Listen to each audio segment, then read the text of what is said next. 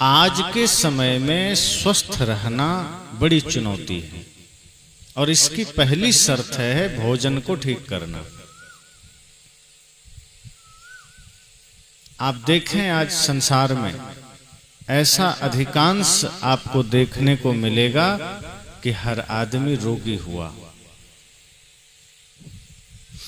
और ये रोग कहां से आए, ये रोग किस वजह से हमारे जीवन में आए हैं? ये रोग सिर्फ और सिर्फ असावधानी और असंयम से आए हैं।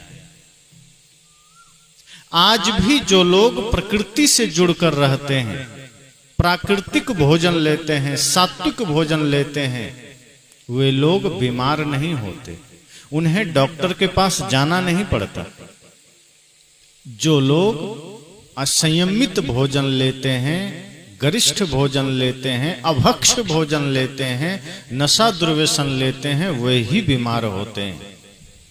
आप और देखिए, जंगल में रहने वाले जितने भी जीव जंतु जानवर हैं वो बीमार नहीं होते, उनको डॉक्टर की आवश्यकता नहीं पड़ती,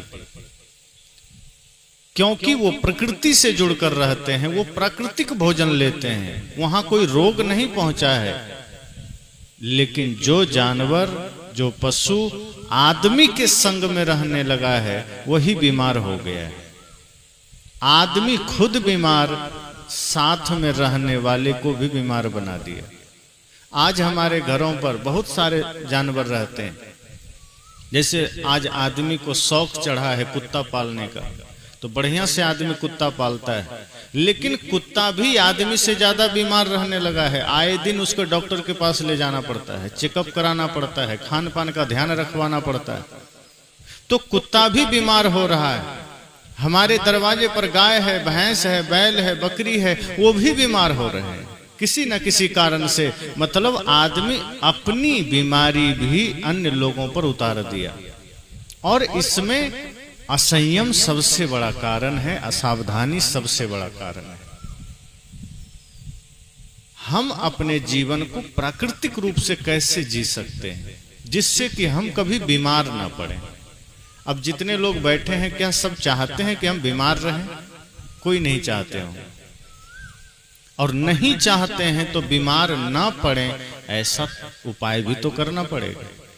अगर आप चाहते हैं आपको डॉक्टर के घर में ना जाना पड़े, अगर आप चाहते हैं आपको दवाइयां ना खानी पड़े, अगर आप चाहते हैं आपका सिरहाना मेडिकल स्टोर ना बने, उसके लिए आपको कुछ सूत्र धारण करने पड़ेंगे, उसके लिए आपको कुछ नियम अपनाने पड़ेंगे।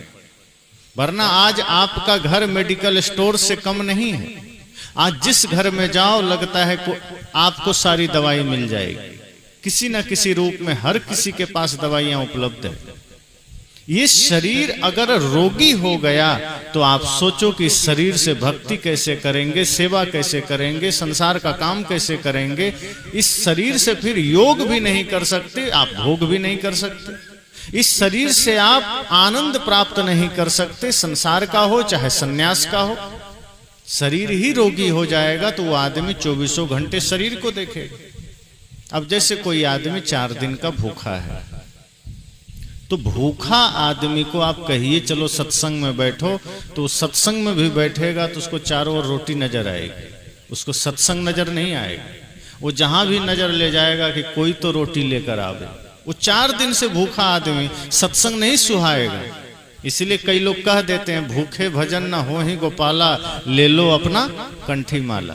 कि अगर भूखे हैं तो भजन नहीं होगा, अपना कंठी माला वापस ले लो। मतलब साफ है कि आपका शरीर अगर तृप्त है, शरीर अगर शुद्ध सात्विक है, शरीर की जरूरतें पूरी हो गई, तब आपकी चेतना ध्यान में लगेगी, आपका चित्त ध्यान में, सत्संग में लगेगा। एक होता है मजबूरी में, एक होता है त्याग। जैसे किसी को मजबूरी में भोजन नहीं मिला और आप उसे जबरदस्ती सत्संग में भेजिए, वो बेचारा लाचार है, भूखा है, सत्संग में मन नहीं लगेगा। लेकिन एक ऐसा तपस्वी है जिसने त्याग कर दिया है, जिसने स्वेच्छा से भोजन का त्याग किया कि हम 2 दिन भोजन नहीं करेंगे, तब उसका मन भोजन में नहीं जाएगा, क्योंकि भोजन होते हुए उसने त्याग किया है। कपड़ा होते हुए उसने त्याग किया है, धन होते हुए उसने त्याग किया है, और एक है मजबूरी में कर दिया। तो जो मजबूरी में किया उसका ध्यान जाएगा भोजन पर, कपड़ा पर, धन पर। जिसके पास कुछ था ही नहीं उसने त्याग क्या किया? कुछ नहीं। इसलिए सदगुरु कहते हैं पहली शर्त है शरीर को स्वस्थ रखना, शरीर को पवित्र रखना। अब इसके लिए हमारा जो खान पान है वो बदलना चाहिए। अभी हमारा खान पान बहुत उल्टा है। एक तो आदमी आज सूर्योदय जल्दी नहीं देख पाता। बुजुर्ग लोग हैं वो तो जग जाते हैं 4 बजे 3 बजे, लेकिन जो युवा लोग हैं और जो शहरों में रहते हैं उनका सूर्योदय ही 8, 9, 10 बजे होता है। वो कभी भी सूरज से पहले जगते नहीं हैं, और जब सूरज की पहली रोशनी ही हमारे शरीर पर नहीं पड़ेगी तो बीमारी तो रहेगी ही। तो हम उठते नहीं हैं। अब उठे भी मान लीजिए 8 बजे के बाद 9 बजे 10 बजे, तो बिस्तर पर से उठे नहीं कि चाय उनको चाहिए। अब चाय जिनको आदत में आ गई है वो पेट का मरीज समझो हो गया। चाय पेट मरीज के लिए जिम्मेदार है, आपके पेट को रोगी बनाने के लिए चाय जिम्मेदार है सबसे ज्यादा। और हमारे भारतवर्ष में चाय बहुत ज्यादा पी जाती है हर घर में। इसलिए हमारे संतों ने चाय को भी नशा की श्रेणी में रखा है कि चाय का भी त्याग कर दो अगर स्वस्थ रहना है। वैसे भी इसको वैज्ञानिक तरीके से जब रिसर्च किया गया तो चाय में भी निकोटीन नाम का जहर होता है जो धीरे धीरे शरीर पर असर करता है। तो चाय से हमारी शुरुआत हुई। और चाय के साथ क्या लेते हैं? डबल रोटी कई लोग पसंद करते हैं। अब डबल रोटी का मतलब जो आटा सड़ा करके कई दिनों तक रखा जाता है और उससे फिर डबल रोटी बनाई जाती है। अब उस डबल रोटी को आदमी चाय के साथ खाने में स्वाभिमान समझता है कि हम तो डबल रोटी खा रहे हैं। ताजा रोटी बना के खाओ, क्या दिक्कत है?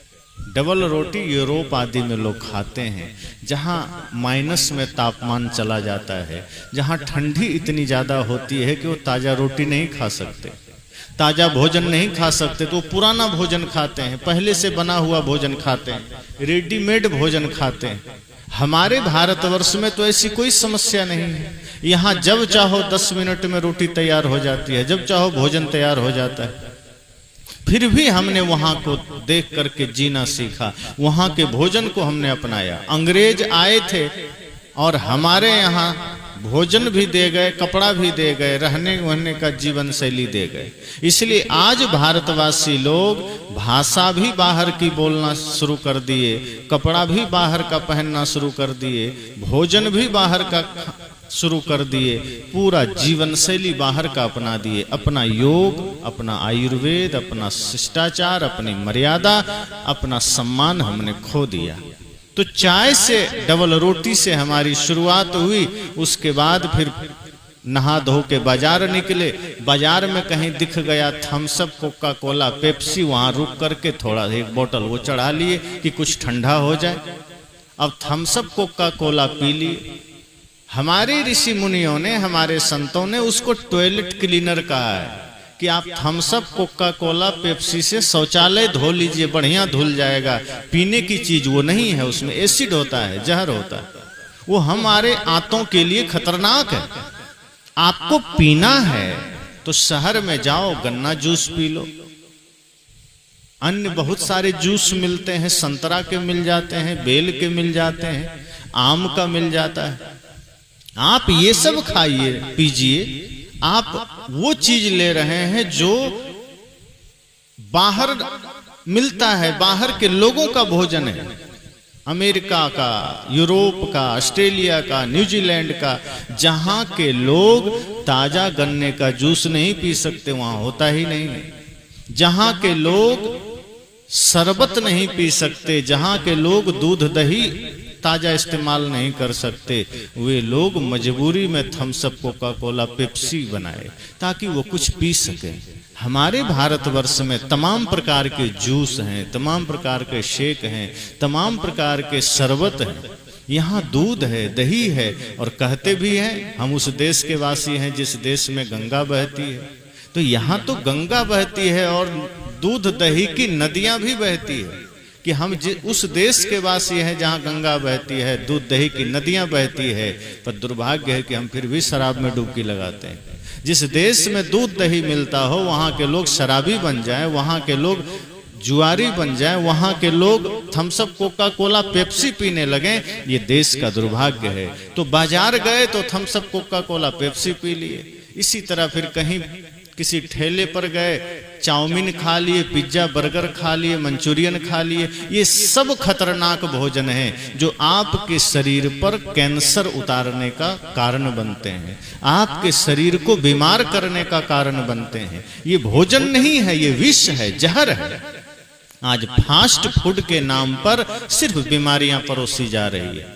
सिर्फ आदमी को, शरीर को समझ लेना खतरनाक विष से भरा जा रहा है और हम समझ नहीं पाते। फिर शाम हुई तो कई लोग शराब पी लेते हैं और फिर देर रात में घर पहुंचेंगे, 12-1 बजे रात का भोजन करेंगे। अब सोचो, जब भोजन ही 12 बजे आप कर रहे हैं, 10 बजे कर रहे हैं, तो भोजन को पचने का समय तो मिला नहीं।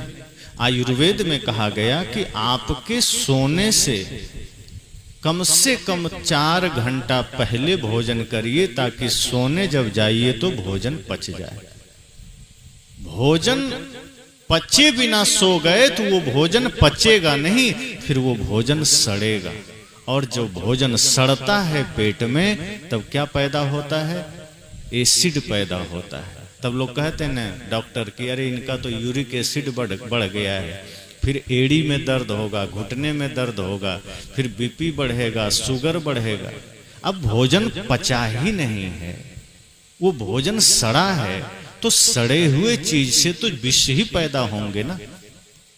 इसलिए सबसे पहले ये समझिए कि हमारा सुबह से शाम तक की दिनचर्या किस तरह बिगड़ी है।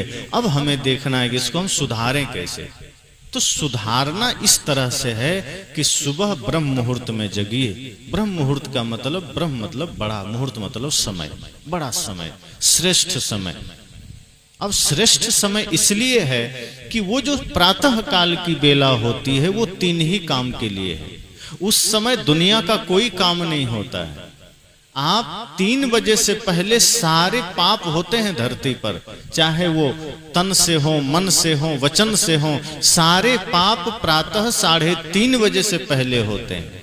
3:27 के बाद से ब्रह्म मुहूर्त का समय शुरू हो जाता है। और उसके बाद इस भारत भूमि पर कम से कम या पूरी दुनिया में सुबह के समय 3 ही काम होते हैं। योगी लोग ध्यान करते हैं, एक्सरसाइज करने वाले व्यायाम करते हैं जो पहलवान लोग होते हैं, और विद्यार्थी अध्ययन करते हैं। तो ये 3 काम ब्रह्म मुहूर्त में होते हैं। वो पवित्र समय होता है, पूरी सृष्टि शांत होती है, पूरा वातावरण शांत होता है।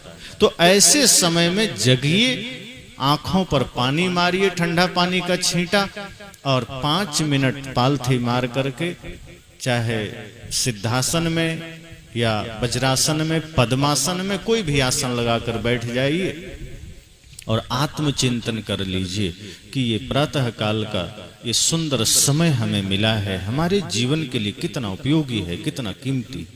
अगर हमने आज अपने जीवन के इस समय को महत्वपूर्ण बना लिया, कीमती बना लिया, तो मेरा जीवन धीरे धीरे सात्विक हो जाएगा, पवित्र हो जाएगा, और यही हमारे जीवन की सफलता होगी।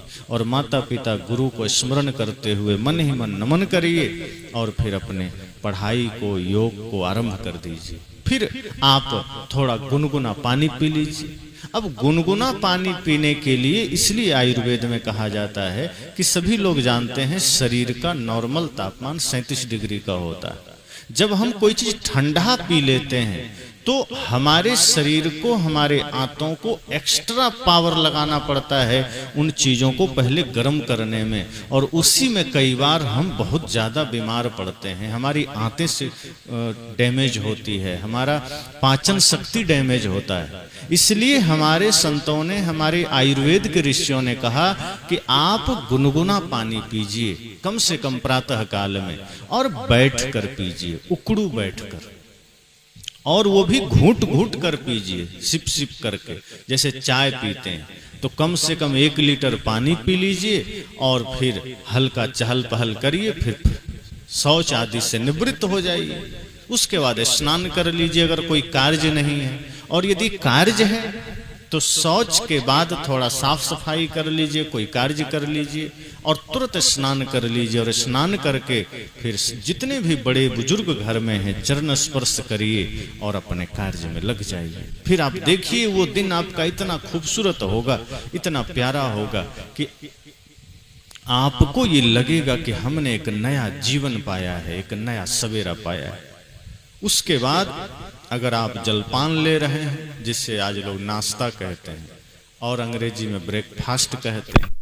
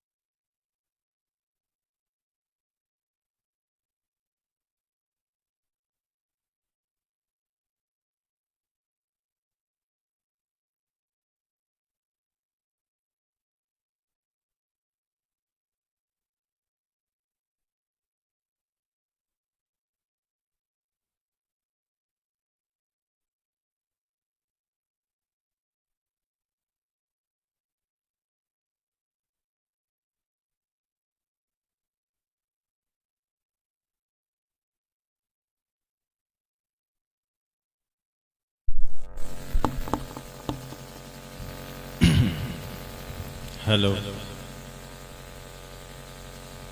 तो मैंने कहा कि जब इस तरह से आप पूरे संकल्प के साथ माता पिता बड़े बुजुर्ग का चरण स्पर्श कर लेंगे और अपना जो भी कार्य है करने के बाद फिर आप नाश्ता करिए, जलपान करिए। जलपान में, सवेरे के जलपान में आप सदैव ध्यान रखिए सात्विक चीजें हो, शुद्ध आहार हो, सात्विक हो। मांसाहार आदि तो बिल्कुल भी नहीं हो, अंडे मछली मुर्गी तो बिल्कुल नहीं। जीव हत्या करके जो भोजन आता है वो तो महापाप है।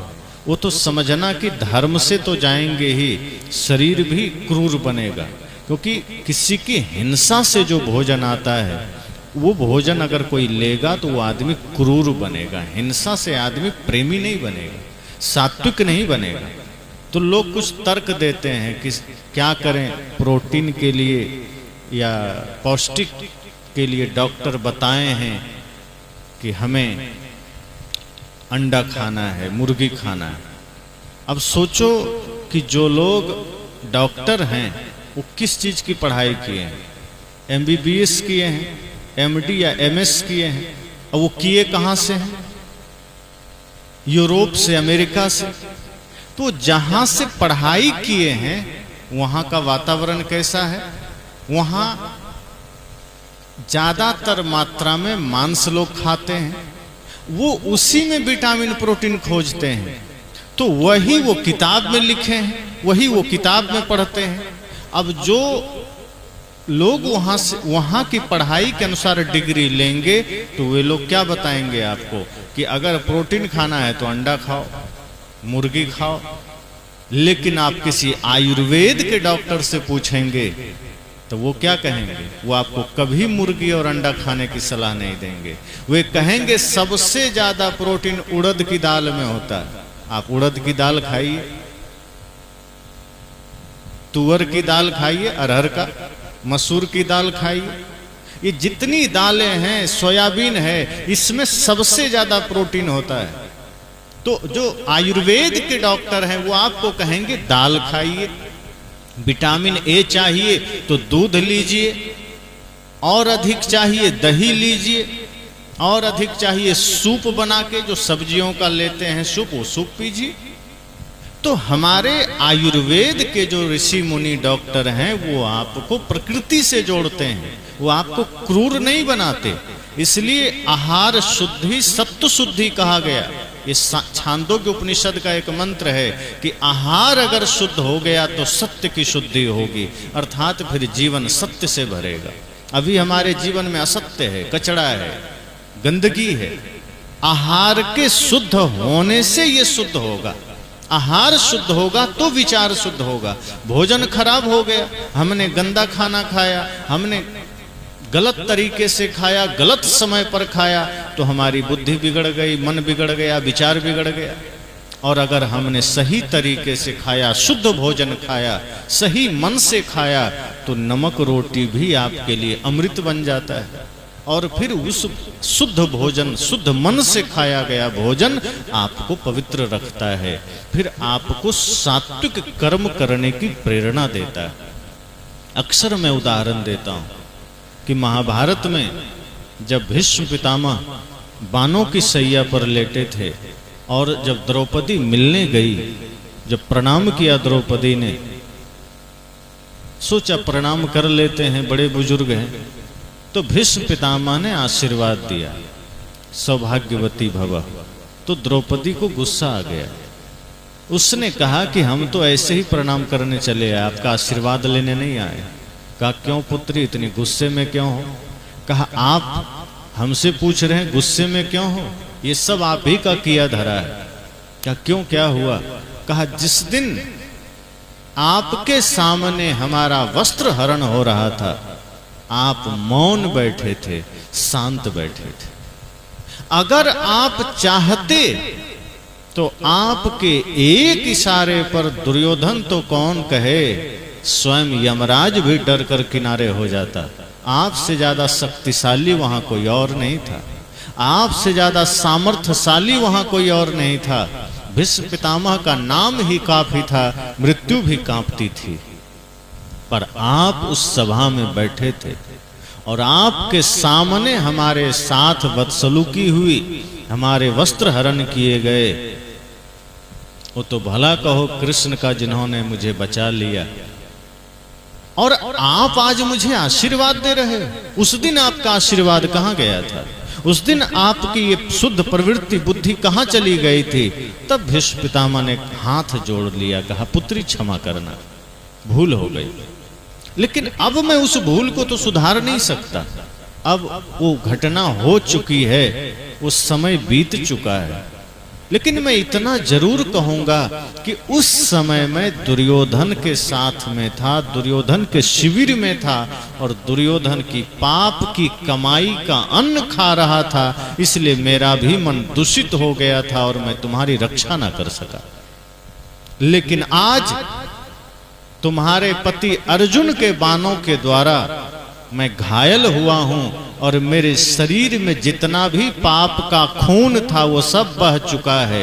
अब मेरे भीतर पुनः सात्विक बुद्धि जागृत हो गई है, और उसी सात्विक बुद्धि से मैं तुम्हें आशीर्वाद दे रहा हूं। जरा सोचिए, थोड़ा सा भीष्म पितामह का संग बिगड़ गया, कुसंग में चले गए, तो भीष्म पितामह जैसे शक्तिशाली पुरुष, ज्ञानी पुरुष भी उनका मन खराब हो जाता है, उनका कर्म खराब हो जाता है। आप और हम कितना असावधान हो रहे हैं, हमारा भोजन, हमारा चिंतन, हमारा वचन कितना असावधानी में हो रहा है। सोचिए हमारा जीवन कितना खराब होगा। आज हमारे समाज में जितने भी प्रकार के छल कपट हो रहे हैं, व्यभिचार हो रहे हैं, हिंसा हो रही है, अत्याचार हो रहे हैं, वो क्यों हो रहे हैं? भाई भाई का गला काटने को तैयार है, पति पत्नी को गला काटने को तैयार है, पत्नी पति को गला काटने को तैयार है, पिता पुत्र को मारने को तैयार है। इतनी सारी विभत्स कृतियां क्यों आई? इतने सारे विभत्स कृत्य कैसे आए? हमारा संग बिगड़ गया, खान पान बिगड़ गया, जीने का ढंग बिगड़ गया। तो हमारा खान पान बिगड़ा, हमारी रहन सहन की शैली बिगड़ गई। इसलिए आज यह हुआ कि हम पाप पर पाप करते चले जा रहे हैं, अधर्म पर अधर्म करते चले जा रहे हैं। इसलिए मैंने कहा कि सर्वप्रथम जब आप भोजन शुद्ध कर लेंगे, सात्विक भोजन कर लेंगे, तो मन शुद्ध होगा, बुद्धि शुद्ध होगी, और शुद्ध मन और शुद्ध बुद्धि से ही शुद्ध कर्म हो सकेंगे। अगर मन गंदा है तो गंदा काम होगा। कोई चोरी करता है तो क्या शुद्ध मन से करता है? कोई चोरी कह सकता है कि नहीं मैं तो बड़ा पवित्र भावना से चोरी कर रहा हूं। जब पवित्र भावना रहेगी तो चोरी कर ही नहीं सकता। कोई कह सकता है कि मैं तो बड़ा शुद्ध मन से हत्या कर रहा हूं, शुद्ध मन होगा तो हत्या कर ही नहीं सकता। हत्या करने वाला आदमी अशुद्ध मन में होता है। किसी को गाली देने वाला आदमी अशुद्ध मन में होता है, गंदा मन से जीता है, गंदा बनकर जीता है, गंदा विचारों के साथ जीता है। इसलिए संत कहते हैं मन को शुद्ध करना है तो आहार शुद्ध करना पड़ेगा। आहार शुद्ध हो जाएगा तो मन शुद्ध होगा, बुद्धि शुद्ध होगी, तब जाके कर्म शुद्ध होगा।